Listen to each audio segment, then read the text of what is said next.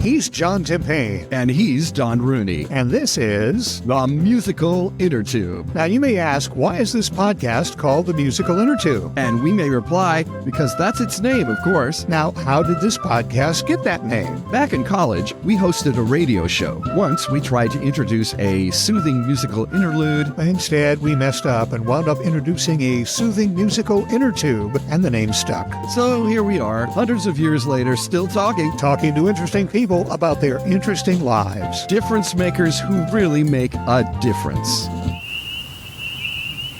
On a warm summer's night, do you ever just stop to listen to the sounds that fill the air? And a lot of those sounds come from frogs, who, believe it or not, are rather loud little creatures. And if you've ever heard the racket that frogs make, did it ever occur to you that all that noise is a barometer of the planet's health? Well, here to tell us more about that and about how you can be part of the Frog Symphony is Carrie Bassett. Carrie is an education mission manager at the Akron Zoo in Akron, Ohio, and she is the national coordinator of an organization called FrogWatch USA. Carrie, welcome to the Musical Innertube. How are you? I'm great. How are you both doing? Doing fine. Tell us about FrogWatch USA. What exactly is this organization? So FrogWatch USA is a community or citizen science program that has been around since 1998. So we're celebrating our 25th anniversary this year. And the idea behind it is that frogs are super important to the ecosystem. They are one of our main indicators of wetland health.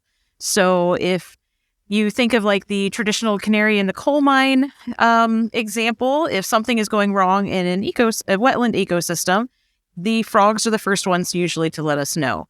And the reason for that is frogs being amphibians, they live part of their life on land and part of their life in the water. So if anything goes wrong in either of those places, the frogs are the first ones to have any reactions to it that show. Plus, they also have something called permeable skin, where they absorb all kinds of crazy things through their skin. They can breathe through their skin, believe it or not. So if there's any pollution or anything in the water that is affecting the ecosystem, they also absorb that. So it shows in their numbers too. So the idea behind FrogWatch is that we train volunteers to go out and listen and record observations that they make on frogs in the evenings, their breeding calls. And then we report all that along with weather information, location information into a national database that scientists can then use to track where and when the frogs are calling.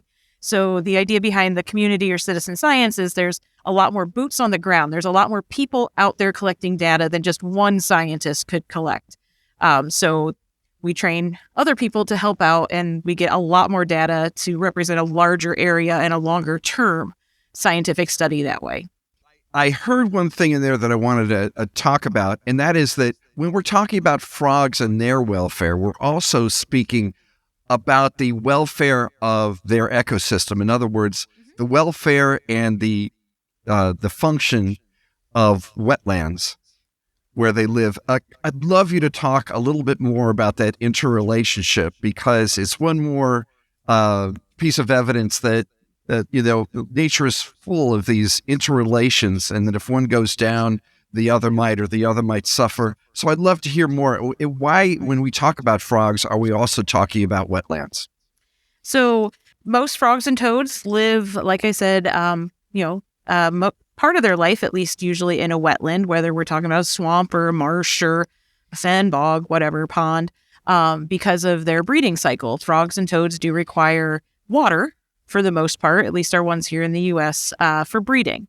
So they have to be in there. They have to be interacting into the ecosystem. So they interact with all the different parts. They're part of the food web. So if something's going on in the food web, you're going to see, that kind of decline where different animals are being affected, because if one part breaks in the whole master food web, the whole thing kind of falls apart.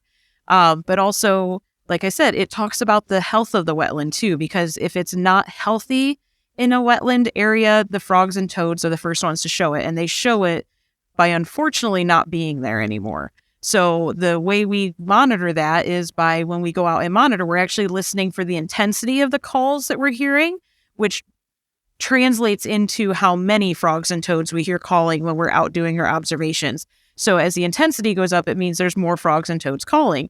So you would hope to hear more, But if you start noticing the drop off of the frogs and toads, that tells us that wetland or that ecosystem isn't as healthy because there aren't as many frogs and toads using that space anymore, probably because they're not around anymore. So you're not actually going into the wetlands and counting frogs physically or looking at them.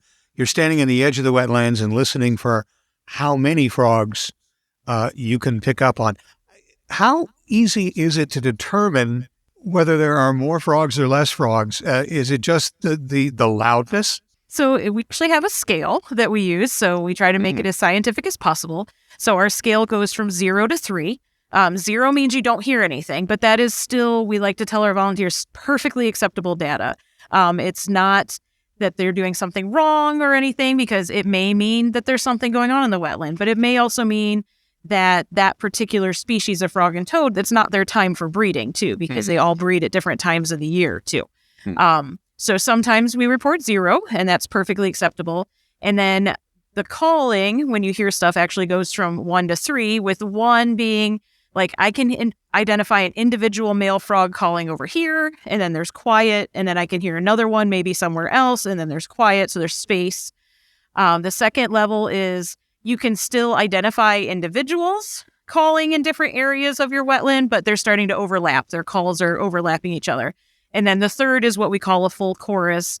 Those are the ones that most people associate with spring peepers, which happen to be my favorite frog. But but they are the ones that just kind of all scream on top of each other all together at once. And that's what we consider a full chorus. So that's how we rate the intensity of their calls. I just love it when I'm driving around at night and I go through an area where the peepers have really struck up, a din. And it makes me feel good, partly because they're having fun. Right. Yep. And also it seems to say to me that I live in an area that can sustain them, which I think is a good feeling. Mm-hmm. They're also a nice indicator that it is warming up and spring is coming.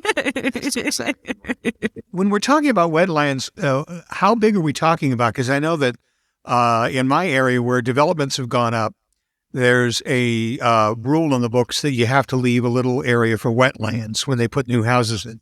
So there can be wetlands that are the size of maybe 2 house lots that are left in a particular development. And I'm sure that there are huge, huge wetlands in other areas that cover acres. So how big are we talking about? Are we talking about monitoring even the small ones that are just a couple of house lots big? Yeah, we monitor even the small ones, because believe it or not, there are frogs and toads that will even use the small ones. So we actually even have some people that will measure like ditches, because ditches can provide a habitat to certain animals, especially toads. Toads really don't care. So yeah, we'll do small ones. I've had people measure, like go out and observe at like a vernal pool that's maybe only 10 feet by 5 feet. They're smaller because they're kind of those depressions out in the middle of the woods kind of thing, all the way up to like one of the sites that I've monitored in the past was a pond. So yeah, we can monitor all the different sizes. As long as there's frogs there calling and it meets the definition of a wetland, then we can monitor it. If people get involved in this, how do you train them to listen for frogs and write down all this data? So FrogWatch USA is organized by chapters. So we have different chapters all across the United States, and the different chapters are who train their local volunteers. So like, I can't tell you, I can't identify the frogs in California. I just don't know them. I've never lived in California, don't have experience with them. I've lived in Ohio my whole life. A lot of the ones in California wear top hats and sing, "Hello, my baby." Right, yes. That one I can identify. Yeah. But so the chapters do the trainings for their volunteers, and the trainings are usually anywhere from 3 to 4 hours, where we'll bring in our volunteers. We go over what FrogWatch is. We talk about, the importance of it. We talk about why amphibians are in a decline worldwide.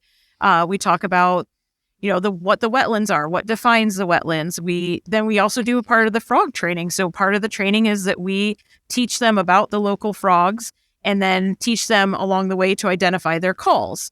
And then part of the training too is then going over how the observations work, making sure we're all recording the same data, because that's what makes it a good citizen science project, is to record all the same things, have the same variables recorded kind of thing.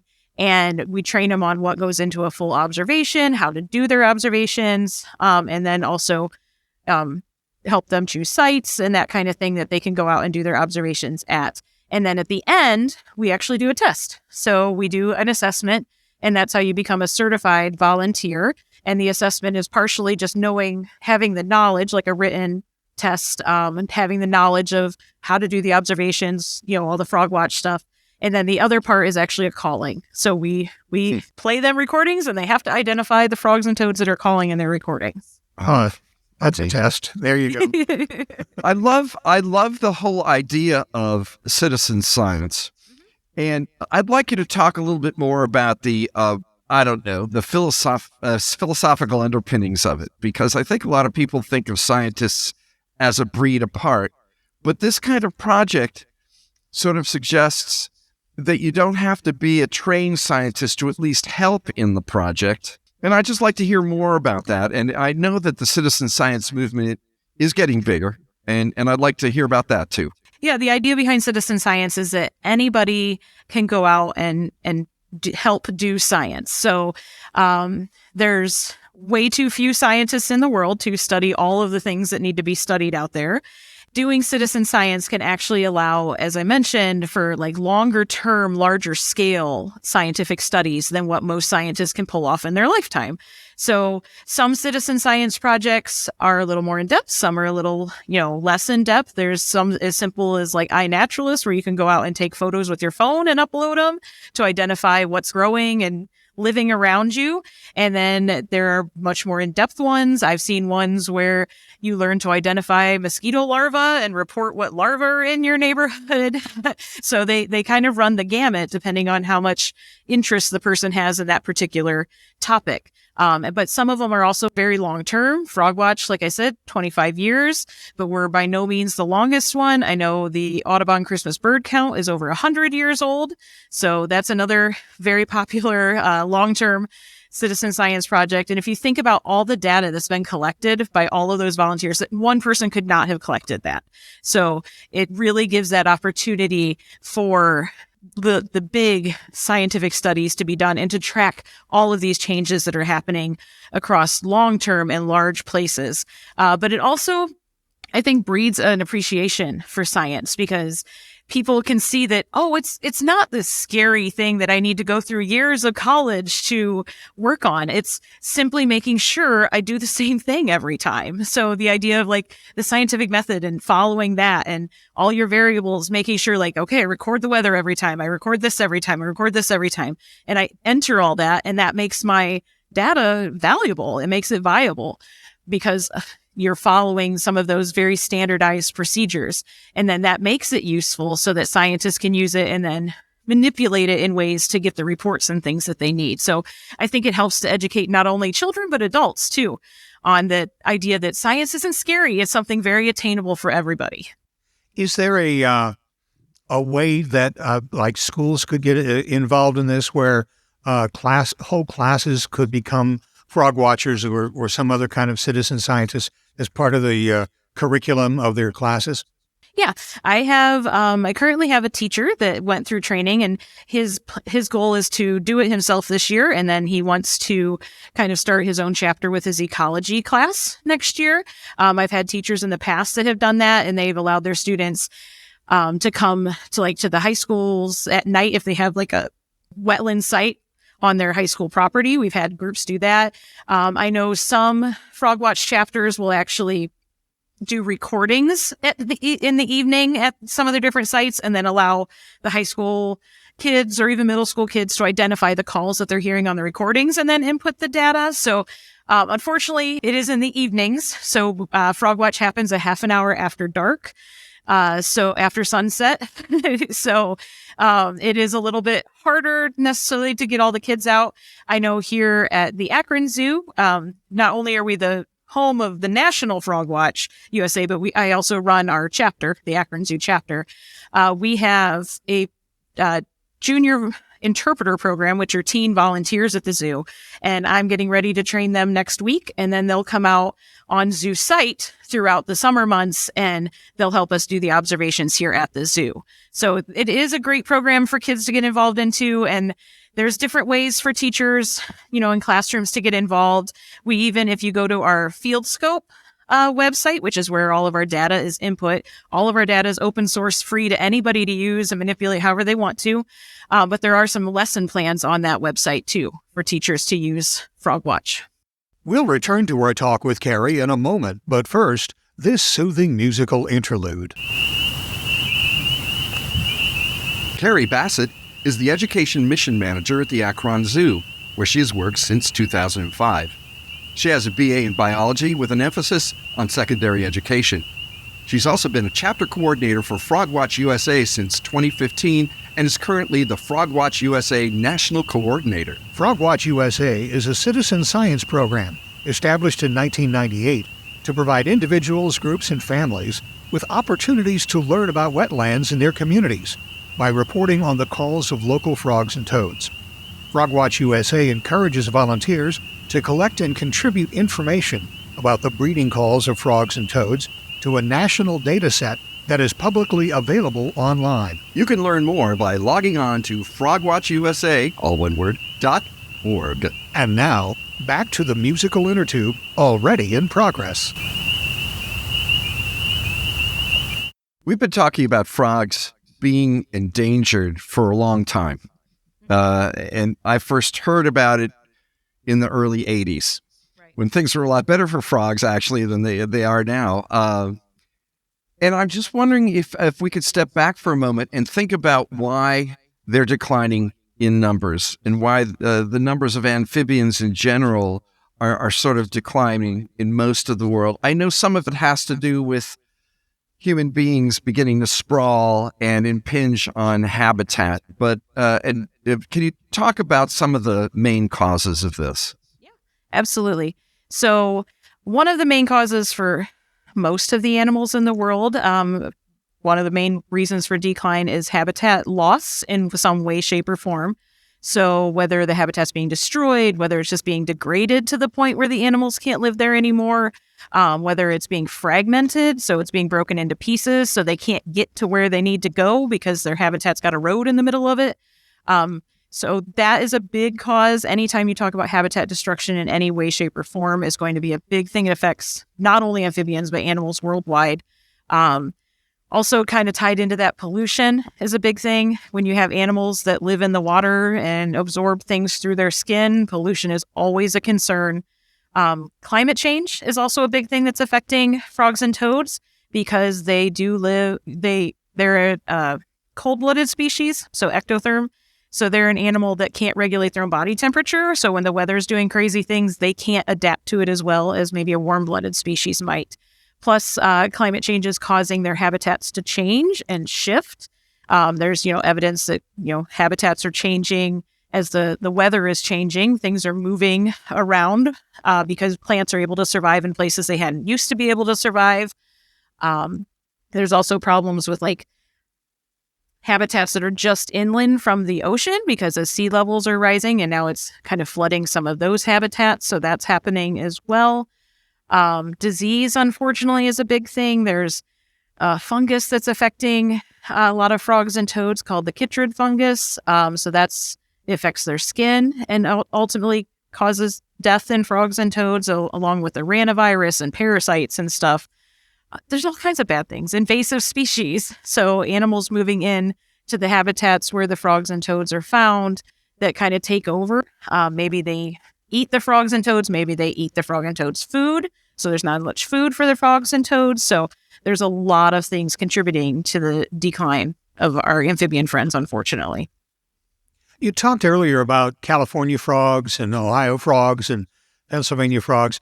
Is there seriously that much of a spread or a difference in species as we go across the country? How many different species are there, roughly, ballpark, if you don't have an exact number? And what are the big differences between them? I'll be honest, I don't know how many frogs are in the United States, so that's a very good question. Well, that makes two of us, so. But there is a good-sized spread. frogs are so well adapted to where they live that there are lots of different kinds. There are frogs that only live even in Ohio, where I'm from. There are frogs that can only live in sandy soils. So where the part of Ohio I live in, we don't have those. They're farther south because there's more sandy soil down there. Where I'm from, there's more clay. So they can't live there because the soil's not correct for them. So you have frogs that can deal with the more extreme temperatures. So here in Ohio and Pennsylvania, you're going to have some that can hibernate and get through the winter a little bit better. There's actually a frog called the wood frog that is able here in the United States to live north of the Arctic Circle. So they basically freeze during the winter into little frogsicles and then reheat in the spring and wake back up. Now, that frog wouldn't need to live in California because it doesn't need that adaptation. Whereas the frogs out in California are going to not have that hibernation period. They're going to be ones that need the warmer weather all year round. So there are lots of different adaptations that the frogs have. And that means that the spread of them is actually pretty large. I think one of the interesting things is the bullfrog that a lot of people are very familiar with. Mm-hmm. It used to be more of like an eastern frog, and it is now out west. It's considered an invasive frog because it's not supposed to be there. And it's big enough that it's coming in and kind of bullying all the other frogs and take over wetlands where it shouldn't be. So it is crazy how well adapted every individual is for their habitats. Hawaii has the same thing with frogs. You know, you would have had to have been quite a good swimmer to get to Hawaii by yourself. So, you know, right. To get to Hawaii. They obviously came by human intervention. And now, especially in Maui, during a mating season, it can be deafening out there. It's, you know, they'll mate in swimming pools and things like this. They are very resourceful. They are. Now, not to be Scrooge, but when you get this information from the citizen scientists, is there any double checking? Do you look at it and try to make sure that all of the information that they're getting is good and consistent? Or is it all just compiled and we hope that everything is okay, or we hope that they're keeping to the schedule? So part of the job of the chapter coordinators is to go through their chapter's data and kind of look it over and make sure things make sense. If anything raises red flags, like I know for my particular chapter, when I go through it, if things seem off, then I just shoot an email to the volunteer I know that is observing at that site, and then kind of clarify, double check, maybe fix any mistakes that show up. A few years ago, we had reports of a frog that didn't used to live in our part of Ohio get reported through our chapter. And when we kind of questioned it, they sent us a recording and we're like, nope, you're right. So the chapter coordinators do double check the data, but also part of the beauty of it being such a big project. The other day I was looking at the field scope, and there are over 15,000 observers that have been registered with field scope. So through the years that FrogWatch has been going on. But one of the beautiful things of having so much data is that you can focus on where the main data is lying, and you can the outliers kind of take care of themselves. Mm-hmm. So if there are some errors and things, there's so much data collected that it can kind of be manipulated in that way, if that makes sense. I had the privilege to watch some citizen science in action as regards toads within the Philadelphia city limits. There's a section of town where toads migrate across the road. And so there's this organization called Toad Detour. And between March and June, they actually are empowered to set up signs and block the roads so that toadlets can hop across the road. And they do it in two waves, right? So one wave is in one direction toward a reservoir where they do their duty. And then the other one is the other direction toward the woods where they live out a different part of their lives. And I think the night I was there, they counted about 600 toads, something like just in one night, which I just thought was beautiful. And these are little teeny guys. They call them toadlets for a reason, because they're perfectly they look like tiny little toads. Sorry, Don, I couldn't think of anything else to say. Toadlets does it, I think. it was kind of a party. You know, everybody had their reflective jackets on. There were policemen who came up to help. They don't have to, but because these people are empowered to do that and tell folks, no, you got to turn around until this is over. And it does screw up traffic a little tiny bit in this part of it's sort of a rural part of the city. But I'm just thinking, you know, the people get a real sense of helping do something. These toads have gone across that road as long as we've had records, right? Well into the 19th century. And so they're just helping keep this avenue open for these little guys. Here where I'm at, we also do, they're called salamander runs or amphibian migrations. So it's usually a little earlier. So it's in the spring, very early. And it's when all the first spring salamanders and frogs wake up. And there's a few roads here that we close off because they basically are doing a mass migration from the woods where they've been spending the winter into a vernal pool or something like that where they need to go to breed. And the roads are just covered with different kinds of early frogs and salamanders. And we do the same thing here in some of our sites here in Ohio. And I know it happens at other places too. So it's a cool thing when you get to see the migration, and it's cool to get to see and hear all of the different animals that are out for those. So I think that would be a lot of fun to come and help toadlets move across the road. Absolutely. And now we know the answer to the question, why did the frog cross the road? Right, exactly. And it's actually kind of dirty, really. One way is kind of dirty, and the other way is sort of running for your life. It's, you know. Pretty much, yeah. A question, Carrie. How did the Akron Zoo get to be the national headquarters of FrogWatch? So we have had a chapter at the Akron Zoo of FrogWatch since 2015. So I have managed, along with another coordinator, the Akron Zoo chapter. And a couple of years ago, we were one of the largest chapters within the whole FrogWatch community. And previously, FrogWatch, the most recent owners of FrogWatch was the Association of Zoos and Aquariums, which is the AZA.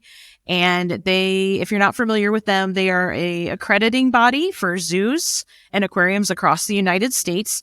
There's 200 and some accredited AZA zoos. So they chose that to be their flagship citizen science project to try to get zoos and aquariums involved more with citizen science. And then last year, they announced that their focus was shifting a little bit and they needed to find a new home for FrogWatch USA.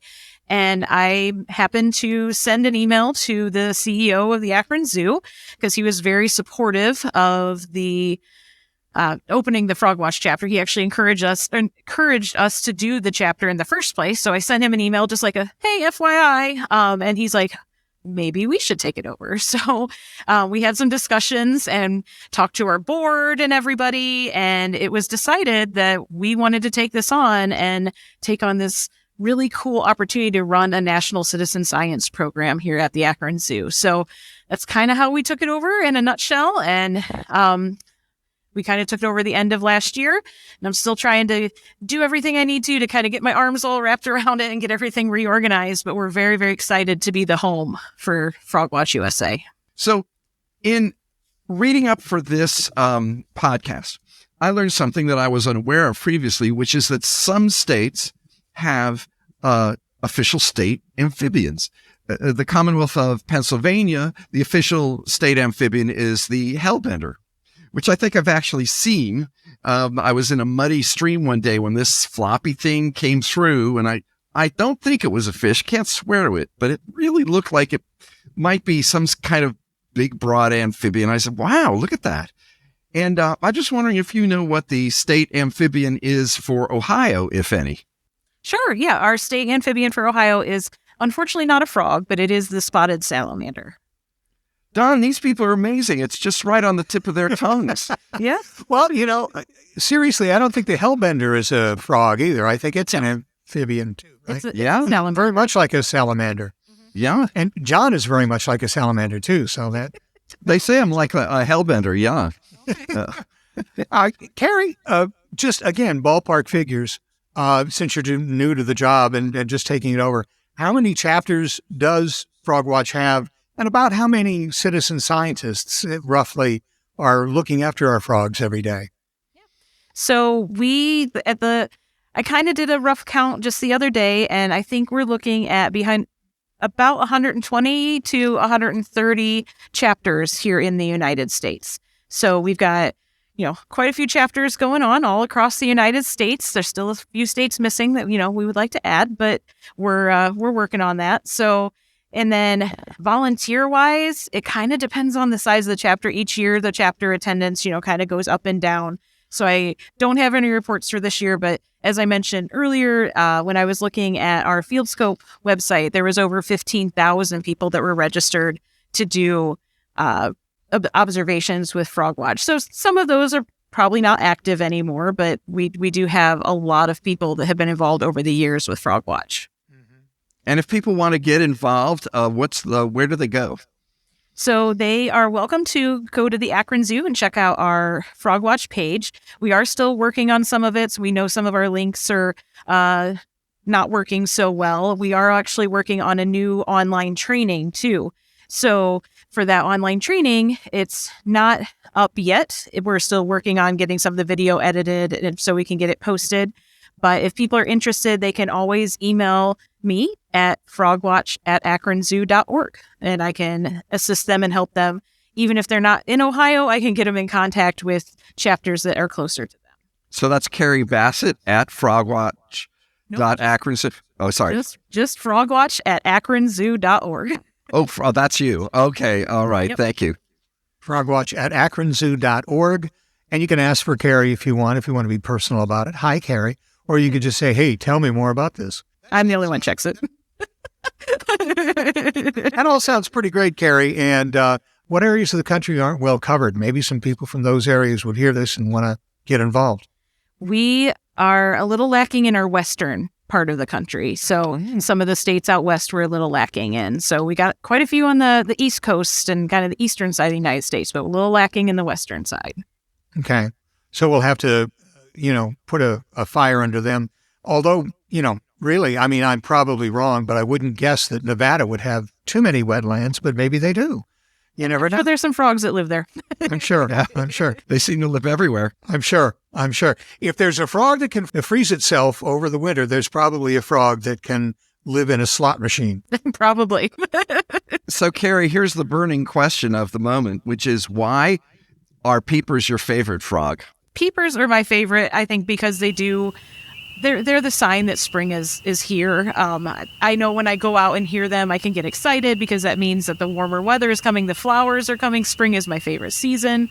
So that's really why they're cheerful sounding when you hear them. I also love that they tend to be used in any kind of movie, TV show, or video game when they're trying to represent the outside. They always play the peepers over top of it, even if it's not where they would live. Like they're in the North Pole and you're hearing beep, beep, beep. Yeah. Well, Carrie, thanks very much for filling us all in on this. It's fascinating, and it's something that everybody can get involved in. So everybody go to frogwatch@akronzoo.org. See if you can get involved in being a frog watcher. Carrie, thanks very much for talking with us today. Thank you very much. Terrific. And thank you for listening to the Musical Innertube. Our lovely little podcast is available everywhere good podcasts are found. Listen on your favorite platform, and if you like what you hear, please give us a good rating. And spread the word. Tell your friends about the Innertube, and let them know they can subscribe to the podcast on our website, musicalinnertube.com. There you can listen to all of our podcasts, see pictures and biographies of our guests, and contact us. You can even click on the microphone button in the lower right corner to leave us a voicemail. And don't forget to leave your email address on our Talk to the Tube page so we can stay in touch. And you can email us directly at musicalinnertube@gmail.com. And as always, thanks to virtual band Car Radio Dog for our theme music.